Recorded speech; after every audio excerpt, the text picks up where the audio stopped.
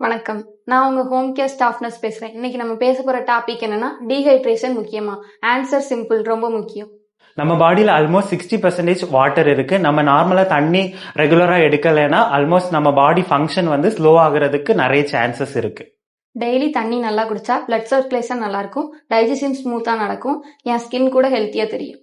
பொதுவா நம்ம வீட்ல இருக்க வயசானவங்க தான் தண்ணி குடிக்க மறந்துடுவாங்க. அதனாலதான் அவங்க டீஹைட்ரேஷன் ஆகி வீக்னஸ், கன்ஃபியூஷன், டிசினஸ் அந்த மாதிரி சிம்டம்ஸ் எல்லாமே அவங்களுக்கு வரும். டயபெட்டிக் பேஷண்ட் வந்துட்டு டீஹைட்ரேட் ஆகாம இருக்கிறது ரொம்ப முக்கியம். அப்படி அவங்க டீஹைட்ரேட் ஆனாங்கன்னா அவங்களோட சுகர் லெவல்ல வந்துட்டு டிஃபர் இருக்கும்.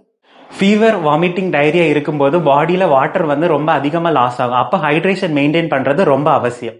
தாகம் வந்தாதான் தண்ணி குடிக்கணும்னு நினைக்காதீங்க. அப்பப்போ கொஞ்சம் தண்ணி குடிக்கிறத பழக்கமா வச்சுக்கோங்க. நார்மலா ஒரு மனுஷனுக்கு 2 to 3 லிட்டர்ஸ் தண்ணி வர தேவைப்படும். ஆனா சில பேஷண்ட்டுக்கு அவங்களோட டிசீஸை பொறுத்து வேரியன்ட் ஆகும். ஸோ டாக்டர் அட்வைஸை ஃபாலோ பண்ணிக்கோங்க. ஹைட்ரேஷன் மெயின்டைன் பண்ணா ரிகவரி ஃபாஸ்டா இருக்கும், பாடியும் ஸ்ட்ராங்கா இருக்கும். உங்க வீட்ல இருக்கிற பேஷண்ட் டீஹைட்ரேட் ஆகாம இருக்க எங்க ஹோம் கேர் நர்ஸ் பாத்துக்கிடுவாங்க. ஸோ உங்க ஹெல்த்துக்கு சிம்பிள் சீக்ரெட் என்னன்னா ஸ்டே ஹைட்ரேட்டட், ஸ்டே ஹெல்தி.